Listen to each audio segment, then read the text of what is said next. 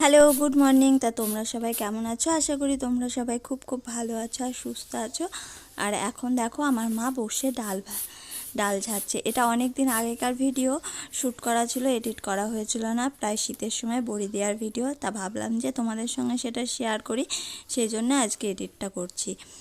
তা দেখো কলাইয়ের ডাল ভেঙে নিয়েছে, দিয়ে কলাইগুলো ঝাড়ছে, তারপরে ভেজানো হবে, কারণ বড়ি দেওয়া হবে দুদিন ধরে। গ্রামের দিকে কিভাবে বড়ি দেয় না দেয় সেটাই তোমাদেরকে দেখানোর জন্য এই যে ডালটা ভিজিয়ে রেখেছে। সকালবেলায় ডাল ভিজিয়ে রেখেছে, বিকেলবেলা হলে ডাল আবার ঘষাঘষি হবে। এই যে বিকেল হয়েও গেছে, আর মা এখন বস্তার উপর ডালগুলো সব ছেঁকে নিয়ে ভালো করে ঘষে নিচ্ছে। ডোলে ডোলে ঘষবে, যত ঘষবে ততই নাকি সাদা হবে। ডোলে ডোলে ঘষার পরে ধুয়ে নেবে। ধুয়ে নেওয়ার পরে আবার কুমড়ো কুটতে হবে, অনেক রকম কাজ আছে। তারপরে আমাদের এখানে আবার মেশিনও নাই, পাটানো রাটে ডালগুলোকে বাটতে হবে। যেখানে মেশিন আছে তাহলে সুবিধা হয়। আমাদের তো যেরকম আগের দিন রাতেই মা ডাল বেটে রাখবে।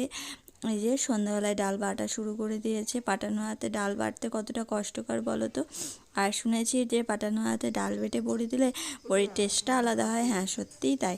বড়িটা খেতেও বেশ ভালো হয়, আর অনেকটা টাইম লাগে ডালগুলোকে বাটতে। তা বেটে টেটে এই যে রেখে দিয়েছিলাম রাতে, আর সকালে উঠে চলে এসেছি, চাটা খেয়ে চলে এসেছি ছাদে ডাল নুফানোর জন্য। মা একদিকে নুফাচ্ছে আর আমি এই যে নুফিয়ে নিলাম। মা হাফ নুফিয়ে দিয়েছিল, নুফানোর পরে এখন এক এক করে বড়িগুলো বসাবো। আমি বড়ি বসাতে পারি কোনো রকমে, মাও পারে।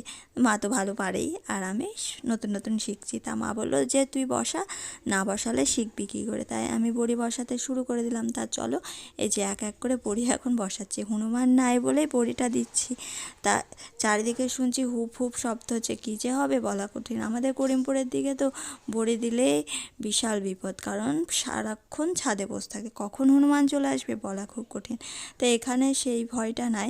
একটা হনুমান এসেছে, তা মা বলছে ওটা আসবে না, ওই দিকেই থাকে, গোয়াল ঘরের ওই দিকেই বসে থাকে।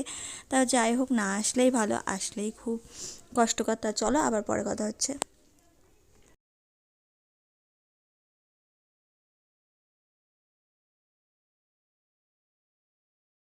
দেয়া হলো, হনুমান নাই বলে আর চলে এসেছে হনুমান। তা কী করবো, এখন ছাদে এসে বড়ি পাহারা দিচ্ছি।